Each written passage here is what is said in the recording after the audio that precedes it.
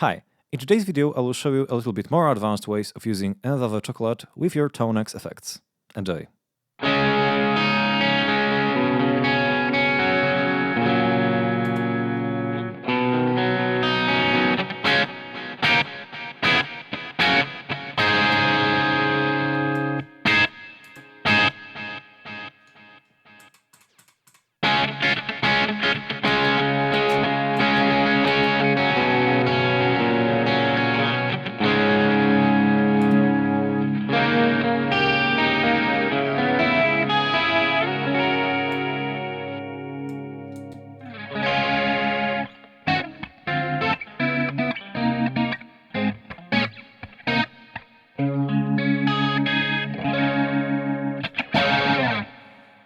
Before watching this video, make sure to check out the first one, because in today's video I won't focus on the very basics of, connecting the M-Vave and that kind of stuff, and we'll go straight into the programming of MIDI device. First thing that I will highly recommend is to go to Johnny Matthew's music and download his ToneX MIDI Compendium. He did a great job of, providing all of the necessary information for all of you MIDI freaks. He did a great job, and I would highly recommend to check it out first. It doesn't really matter if you are using M-Vave Chocolate or any kind of other MIDI controller. Those informations will be very necessary. So what has changed since the last video? First of all, I changed the mode into the step short or step long. The short switch will send those MIDI messages into the ToneX, and the long step will send this. So what the switch is doing? It's turning on the delay. Like I said in the last video, 2 is a delay, 127 is on. Another thing that I'm doing is I'm turning on the ping pong mode. Why? Because basically if I'll have any kind of preset that I didn't program, I will have a ping pong delay. I don't like, the normal kind of delay, but if you want to have like a preset specific kind of delay, for example, you want to have a normal delay, basically don't add this MIDI control. Okay, so let me switch to IK Multimedia's, stock preset and see what it is doing. Basically, it's like a 35 preset, violet, and I'll click the A, and it's adding ping pong delay. So for me, it's great, but consider when you add this, it will add a ping pong delay. Not a normal delay, but ping pong delay. Another optional thing is a CC number 4, and basically, it's adding a sync. Why?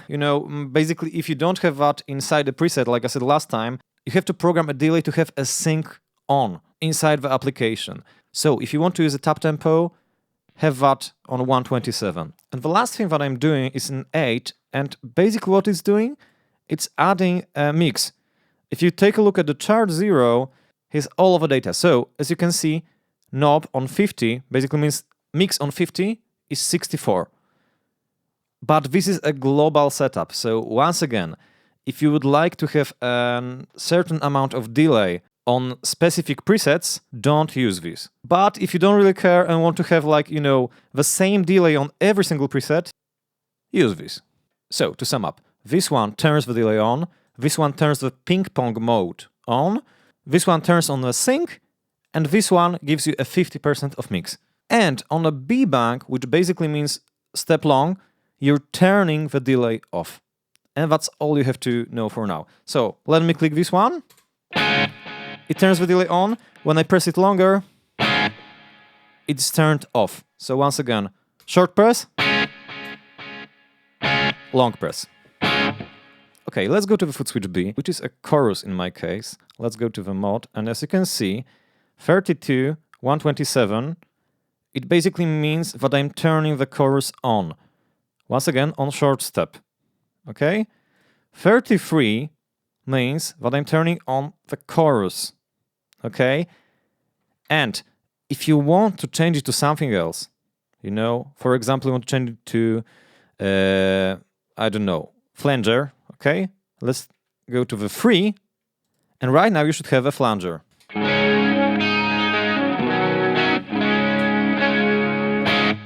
Let's turn it off. And let's change it to rotary, okay? Phaser.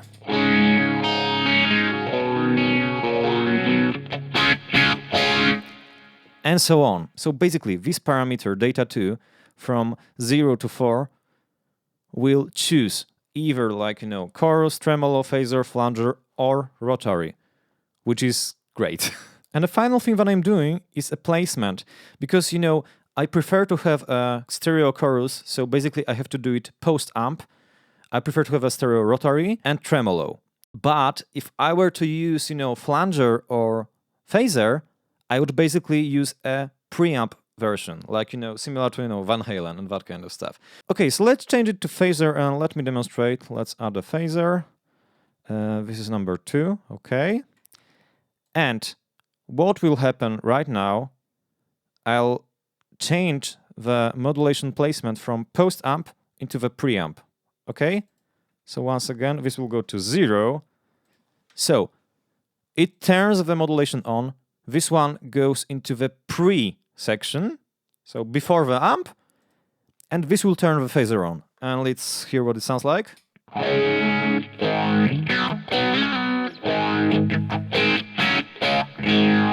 And a difference, in a post-amp, it sounds like this.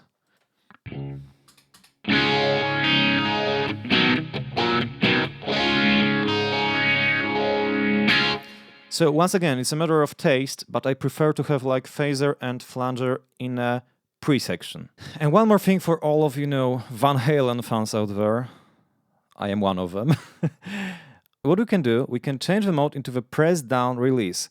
And for example, let's say that you're playing Unchained. Let's change it to flanger, okay? Which will be 3, right? Flanger, number 3. And let's change the mode into press down release. And right now, when I'll press the switch,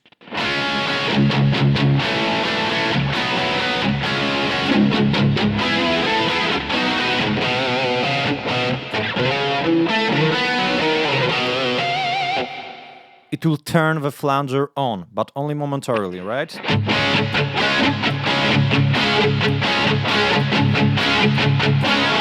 So if you want to use it this way, use the mode press down and release. Okay, on a foot switch C, it's kind of straightforward. I am basically doing the same thing like on a foot switch B, but I am adding a rotary, right? You can change it to any other effect, but let's hear what it sounds like.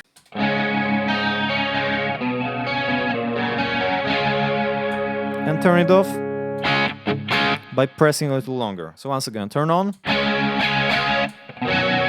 turn off. And the final thing that I'm doing on a switch D is I'm adding a tap tempo. And basically, as you can notice in that guide, there's like a tap tempo, single tap, 10, any value to activate action. Basically, you are adding CC number 10, and you can press, I don't know, anything. 66, whatever. It will work as a tap tempo when you have a delay on.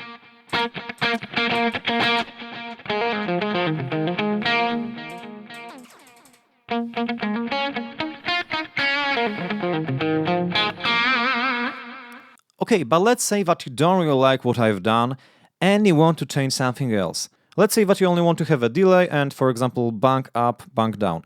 Okay, so let's go to 89. And on foot switch C, let's add CC number 89. Okay? Single step. Okay? And on foot switch D, also single step, we'll add bank up. Okay.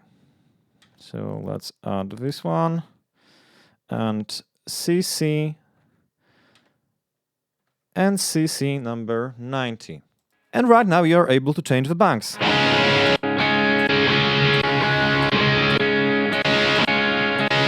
Which doesn't really make sense, of course, on ToneX you can do it this way, but you can do it. Another thing that I think is kind of useful is you can do a booster post-amp. So what we need to do, we need to add a compressor. So let's go to the CC number 18 and let's turn it on. So CC number 18, 127. So this will turn the compressor on. And the most important thing, you need to have a placement post-amp. Because if you have a placement preamp, it will act as a booster, basically. Because it will go into the input of your amplifier. So I am choosing a post-amp, so let's go to 22. CC 22.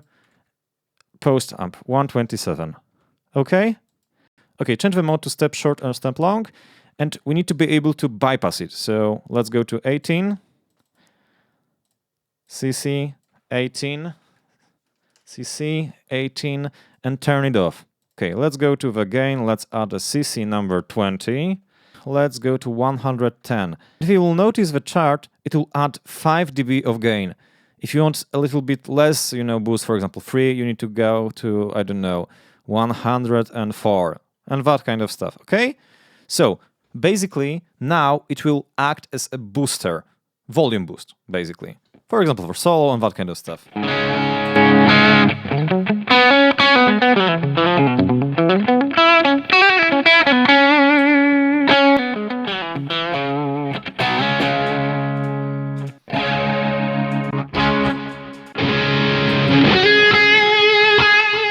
And it will work on every single preset.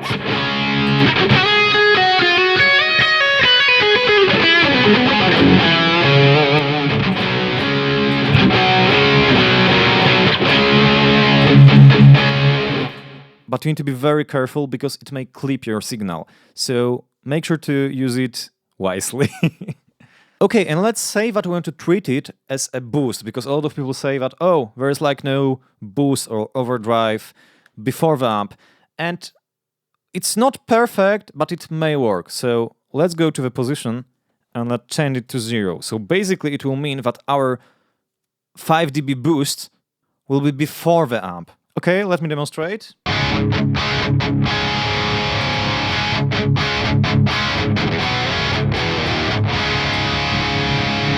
Okay, it doesn't affect it too much, so let's change it to 127, so it will be a 10 dB boost.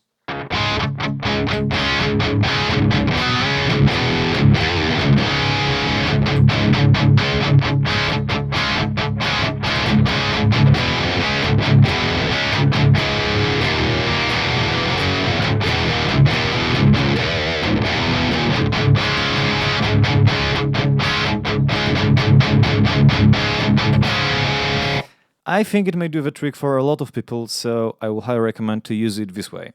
Thanks a lot for watching, I hope that this video will be helpful for you.